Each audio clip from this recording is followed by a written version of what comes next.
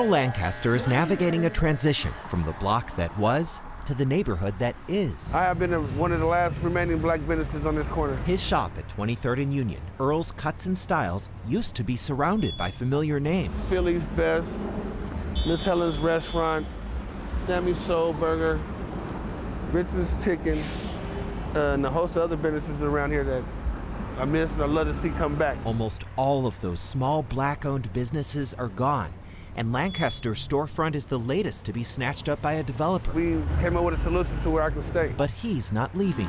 A team from the nearby Seattle University Elbers School of Business and Economics identified Earl's Cuts and Styles as a community pillar in danger of disappearing.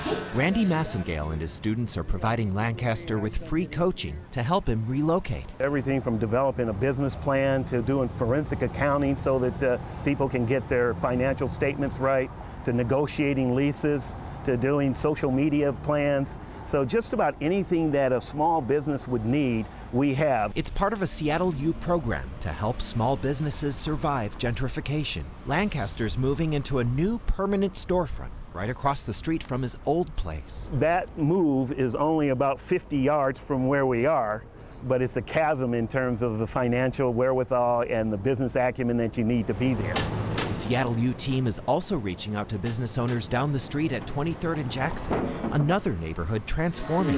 Lancaster's working out of a temporary space and will settle into his new shop this summer.